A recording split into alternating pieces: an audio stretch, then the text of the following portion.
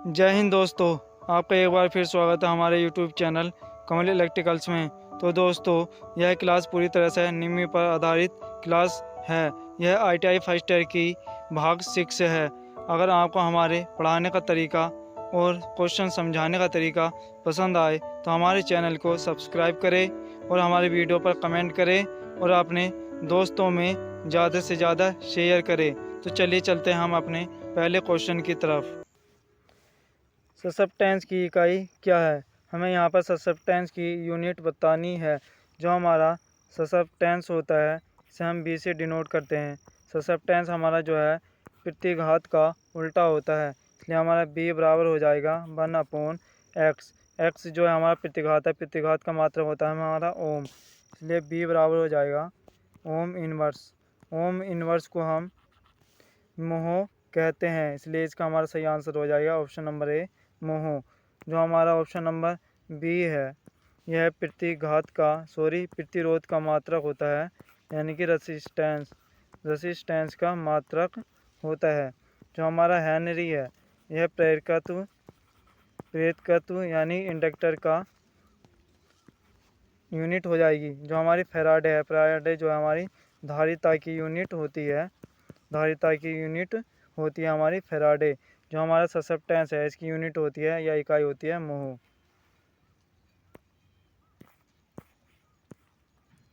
हमारा अगला क्वेश्चन है प्रेरक कुंडली का प्रतिरोध क्या होगा?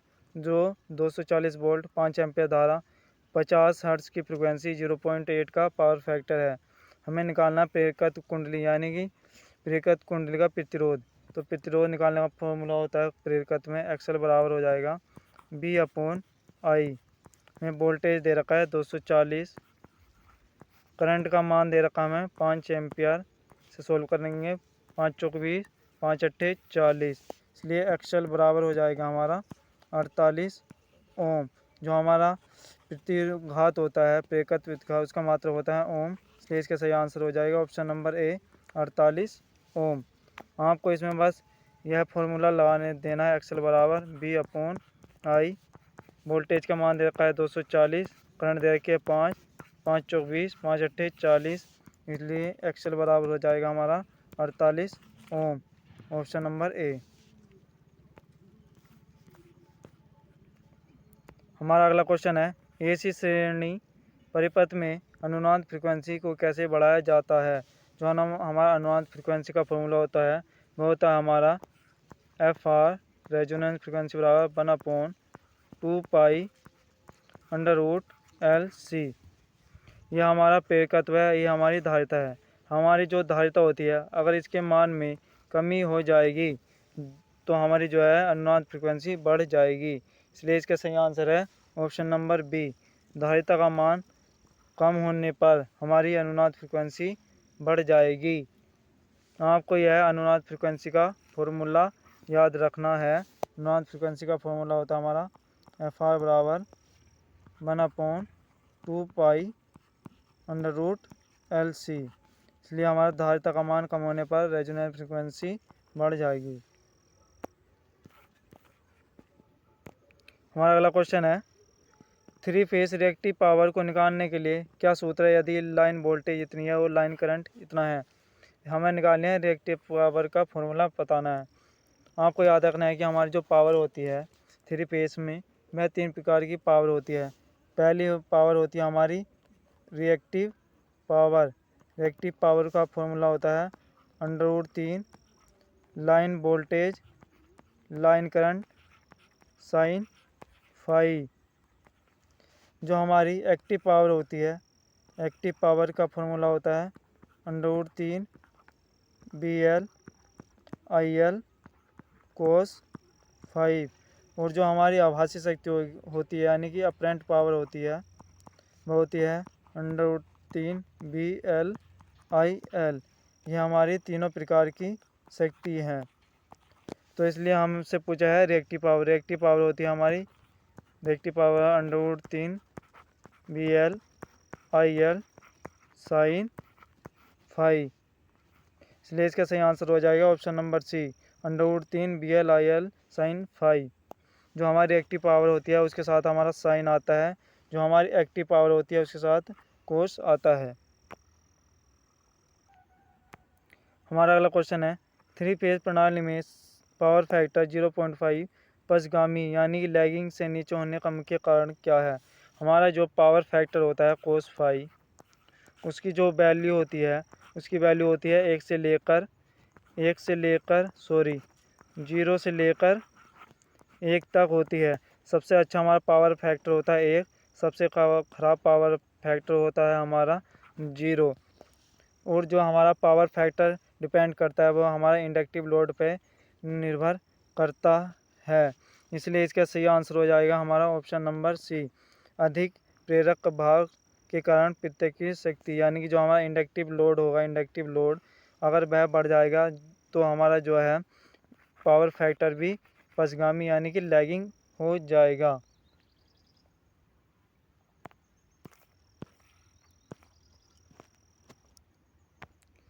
हमारा अगला क्वेश्चन है, स्टार संयोजित सिस्टम में 3 फेज असंतुलित भार में उदासीन चालक में धारा क्या होगी। यहाँ हमसे पूछा है जो उदासीन चालक यानी न्यूट्रल में करंट क्या होगा स्टार में। आपने पढ़े होंगे 2 प्रकार के कनेक्शन होते हैं हमारे 3 फेज में। पहला होता है कनेक्शन हमारा स्टार कनेक्शन, ये हमारा आर होता है, ये वाई होता है, ये बी होता है, इसमें जो कॉमन पॉइंट होता है वो न्यूट्रल होता है। दूसरा कनेक्शन होता है हमारा इस प्रकार से डेल्टा, ये हमारा आई होगा, ये बी वाई होगा, ये हमारा बी होता है। डेल्टा में हमारा कोई न्यूट्रल नहीं होता, जो हमारा स्टार होता है उसमें न्यूट्रल होता है। अब ये कह रहा है कि एक स्टार कनेक्शन है और असंतुलित लोड है। आपको याद रखना है कि स्टार कनेक्शन में असंतुलित लोड में जो न्यूट्रल में करंट होगा वह इन तीनों फेज के योग के बराबर होता है, यानी कि जो न्यूट्रल में करंट होगा आई एन यानी न्यूट्रल में करंट जो होगा वो तीनों फेज के योग के बराबर होगा, R plus Y plus B. इसलिए इसका सही आंसर हो जाएगा हमारा ऑप्शन नंबर बी, 3 कलाओं में धारा का बीजीय योग, यानी जो तीनों फेज में जो करंट होगा वो तीनों फेज के योग के बराबर हो जाएगा। इसलिए इसका सही आंसर है ऑप्शन नंबर बी। आपको याद रखना है कि अगर हमारा ये संतुलित लोड होता, बैलेंस लोड होता, तो स्टार में जो न्यूट्रल होगा उसमें कोई करंट नहीं होता हमारा संतुलित लोड में। अगर हमारा असंतुलित लोड होता है तो तीनों फेज के योग के बराबर हो जाएगा हमारा। हमारा अगला क्वेश्चन है, 3 phase 415 volt 50 hertz star system में केवीए में आभासी शक्ति की गणना कीजिए। यदि लाइन करंट 16 एम्पियर है और पावर फैक्टर इतना दे रखा है। जो हमारी आभासी शक्ति होती है यानी अपरेंट पावर निकालने का फॉर्मूला होता है हमारा √3 BL IL कोस फाई। इसलिए हमारा अपरेंट पावर हो जाएगी हमारी √3 का मान होता है हमारा 1.732 BL, यानी जो हमारा वोल्टेज दे रखा है वो 415 इंटू IL यानी करंट दे रखे हमें 16 एम्पियर, जो हमारा पावर फैक्टर है 0.8 है। इससे सबको सोल्व करके जो हमारा सही आंसर आ जाएगा वो आ जाएगा हमारा ऑप्शन नंबर बी 11.5 kVA। जो kVA यूनिट होती है, इकाई होती है, वह हमारी आभासी शक्ति की यूनिट होती है kVA। और जो हमारी एक्टिव पावर होती है, एक्टिव पावर की यूनिट होती है हमारी kW। और जो हमारी रिएक्टिव पावर होती है उसकी यूनिट होती है हमारी kVAR। ये भी आप याद रखना।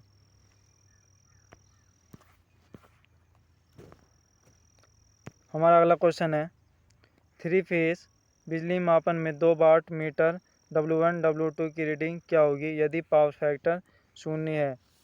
यानी कि इसका जो कहने का मतलब है कि हमारी जो 2 वाट मीटर हैं W1 W2 उनमें रीडिंग क्या होगी यदि पावर फैक्टर हमारा 0 है। तो इसका सही आंसर हो जाएगा हमारा ऑप्शन नंबर सी, W1 W2 के बराबर है, यानी जो W1 का मान है वो W2 के बराबर है।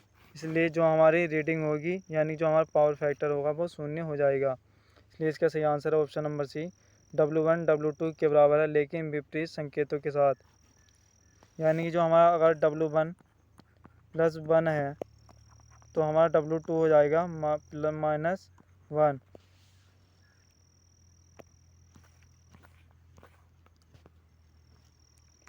हमारा अगला क्वेश्चन है 240 वोल्ट RMS के लिए वोल्टेज का अधिकतम मूल्य क्या होगा।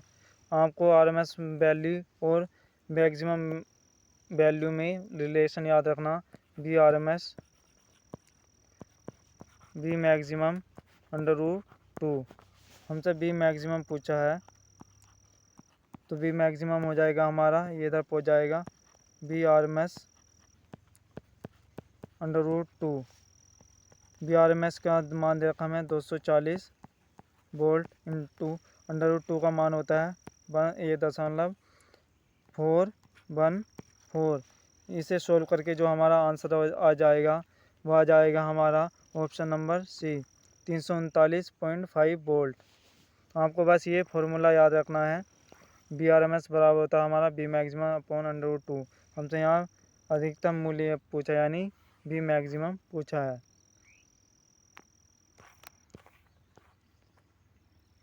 हमारा अगला क्वेश्चन है एसी सर्किट में रिएक्टिव पावर का सूत्र क्या होगा। हमारी जो रिएक्टिव पावर होती है उसका फॉर्मूला होता है √3 PL IL sin 5। ये तो हमारा होता है 3 फेज़ के लिए। अगर हमारा सिंगल फेज़ होगा, सिंगल फेज़ के लिए हमारी जो रिएक्टिव पावर होती है वह होती है BL IL sin 5। इसलिए इसका सही आंसर हो जाएगा option number D BI sin theta यानी कि sin 5।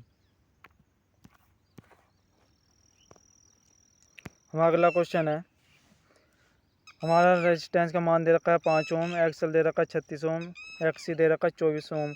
तो परिपथ में प्रतिबाधा की गणना कीजिए यानी प्रतिबाधा हमें Z का मान निकालना है। इस सर्किट का Z का मान हमें निकालना है। हमें ये दे रखा है प्रतिरोध, एक्सल ये दे रखा है, XC का मान ये है। तो हमारा जो प्रतिबाधा होती है उसका फॉर्मूला होता है R² plus XL minus XC का होल स्क्वायर। तो हमारा Z बराबर हो जाएगा R का मान दे रखा है हमें 5 ओम, तो इसलिए 5 का स्क्वायर 5 पंजे 25 प्लस एक्सल दे रखा है हमें 36 माइनस XC दे रखा है हमें 24। इसका जो हो जाएगा स्क्वायर हो जाएगा। तो हमारा Z बराबर हो जाएगा 25 प्लस 36 में 24 गए 12 का स्क्वायर हो जाएगा हमारा 144। तो Z बराबर हो जाएगा 25 और 144 हो जाएगा हमारा 169। अब हमारा जो 169 होता है इसका अंडर रूट होता है हमारा 13। इसलिए Z का मान हो जाएगा हमारा 13 ओम। प्रतिबाधा का मात्रक होता है हमारा ओम, इसलिए इसका सही आंसर है ऑप्शन नंबर सी 13 ओम। आपको इसमें जो है प्रतिबाधा निकालने का फॉर्मूला याद रखना है। Z बराबर √R² plus XL minus XC का होल स्क्वायर। आपको ये फॉर्मूला याद रखना है और इसमें सब वैल्यू रख देनी है तो हमारी प्रतिबाधा निकल जाएगी। हमारा अगला क्वेश्चन है सिंगल फेस एसी परिपथ में कलांतर कितना हो गया, यानी कि हमें निकालना है इसमें फेस एंगल। सिंगल फेस में जो फेस एंगल होता है वो होता है हमारा 90 डिग्री। ये है हमारा सिंगल फेस। अगर हमारा 3 फेस होता है तो उसमें फेस एंगल होता है 120 डिग्री। आपको यह याद रखना है। सिंगल फेस में हो जाएगा हमारा 90 डिग्री फेस एंगल, 3 फेस में हो जाएगा हमारा 120 डिग्री। आपको यह याद रखना। हमारा सिंगल फेज के लिए हो जाएगा 90, 3 फेज के लिए हो जाएगा 120 डिग्री।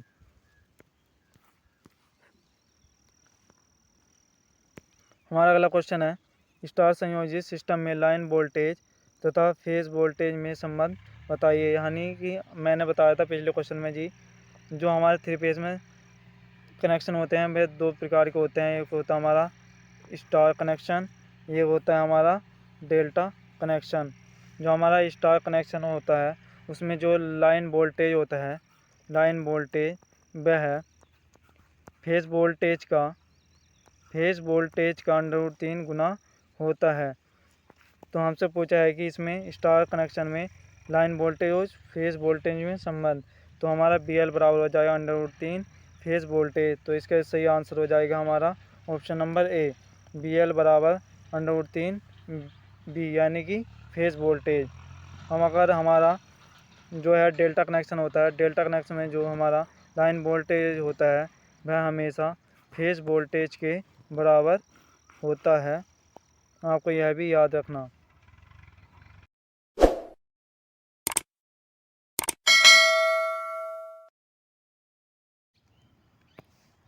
हमारा अगला क्वेश्चन है 3000 वाट संतुलित भार 0.8 पावर फैक्टर स्टार में संयोजित 3 फेज 415 वोल्ट 50 हर्ट्ज आपूर्ति है। हमें इससे पूछे लाइन करंट, यानी कि हमें लाइन करंट निकालनी है। आपको इसमें एक फार्मूला लगा देना है, P बराबर √3 BL IL कोस फाई।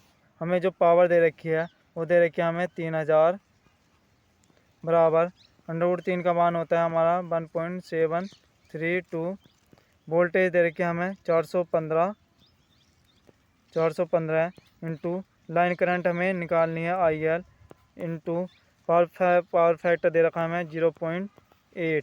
तो इसे सोल्व करके जो हमारा लाइन करंट आ जाएगा लाइन करंट जो आ जाएगी हमारी वह आ जाएगी हमारी 5.2 एम्पियर।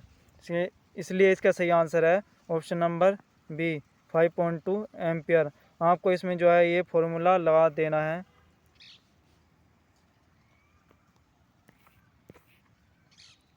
हमारा अगला क्वेश्चन है 3 फेज शक्ति मापन में 2 वाट मीटरों में समान रीडिंग दिखाने पर पावर फैक्टर क्या होगा। इसके कहने का मतलब है कि हमारे 2 वाट मीटर है और उनमें जो रीडिंग है वो समान है, यानी P1 बराबर P2 है। आपको इसमें एक फॉर्मूला लगा देना है, tan phi बराबर √3 P1 माइनस P2 बटे P1 प्लस P2। अब ये कह रहा है कि P1 बराबर P2 है, यानी P1 बराबर P2 हो जाएगा।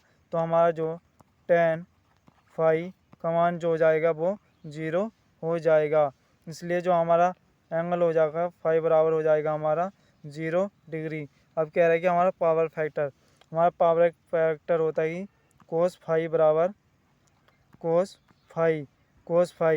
तो हमें जो है फाई का मान दे रखा है 0 डिग्री, तो इसलिए हमारा जो कोस 0 का मान हो जाएगा वह 1 हो जाएगा। कोस 0 बराबर 1, इसलिए इसका सही आंसर हो जाएगा हमारा ऑप्शन नंबर बी 1।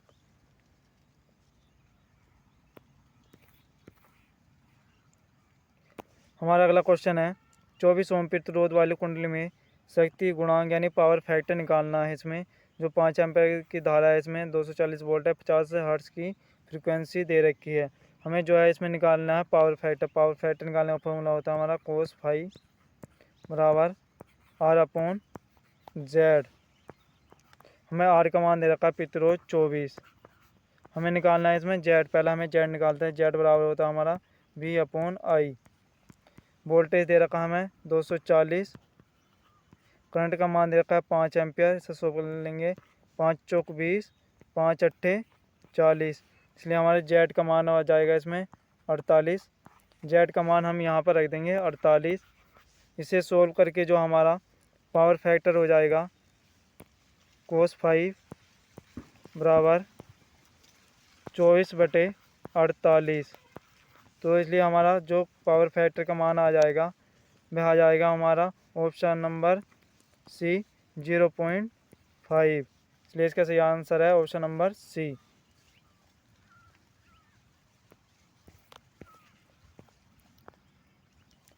हमारा अगला क्वेश्चन है RLC परिपथ के लिए प्रतिबाधा Z की गणना करने का सूत्र क्या है। यदि प्रेरक के प्रतिघात XL इतना है और XC इतना है, यानी कि जो XL है वह धारिता से कम है, यानी कि इसमें जो है XC बड़ा है। आपको RLC परिपथ में प्रतिबाधा निकालने का ये फॉर्मूला याद रखना है, Z बराबर √R² प्लस। अब जो है हमारा XC बड़ा है तो हम XC पहले रखेंगे, माइनस एक्सएल का होल स्क्वायर हमें दे रखा है ऑप्शन नंबर डी में, इसलिए इसका हमारा सही आंसर हो जाएगा ये प्रतिबाधा बराबर हो जाएगा हमारा √r² plus x minus XL का होल स्क्वायर। हमारा अगला क्वेश्चन है प्रतिरोध 15 ओम, परिणामी शक्ति एक्स यानी प्रतिघात 20 ओम है, 240 वोल्ट है, 50 हर्ट्ज फ्रिक्वेंसी है, RLC परिवर्तन में पावर फैक्टर की गणना कीजिए। हमें निकालना है cos फाई बराबर होता है हमारा R/Z। हमें R का मान दे रखा है 15 ओम, Z हमें नहीं दे रखा, तो हमें सबसे पहले निकालना है हमें Z का मान। तो Z बराबर हो जाएगा √r² प्लस एक्स का स्क्वायर। Z बराबर हो जाएगा हमारा प्रतिरोध दे रखा हमें 15 का वर्ग 225 हो जाएगा, प्लस एक्स यानी प्रतिघात दे रखा 20 ओम, 20 का वर्ग हो जाएगा हमारा 400। इसलिए हमारा Z बराबर हो जाएगा 225 प्लस 400 का मान हो जाएगा हमारा 625। इसलिए हमारा Z का मान हो जाएगा 625 का वर्ग होता है यानी कि वर्गमूल होता है 25। इसलिए हमारा Z का मान आ गया 25। अब यहाँ रख देंगे हम Z का मान 25 रख देंगे, 5 से काट देंगे, 5 से 15, 5 पंजे 25। तो इसलिए cos फाई बराबर आ जाएगा हमारा 3/5। इसलिए हमारा जो पावर फैक्टर का मान आ जाएगा वो आ जाएगा ऑप्शन नंबर बी 0.6।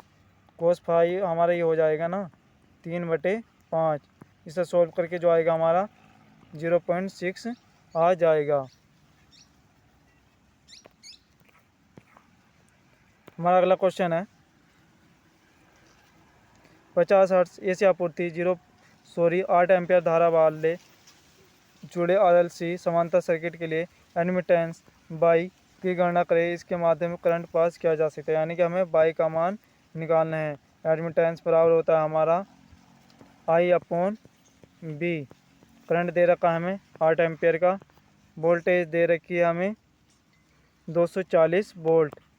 से जो सोल्व करके आ जाएगा हमारा बाई का मान वो आ जाएगा 0.033 मोह इनवर्स को हम ओम इनवर्स को हम मोह भी कहते हैं। इसलिए इसका सही आंसर हो जाएगा ऑप्शन नंबर सी।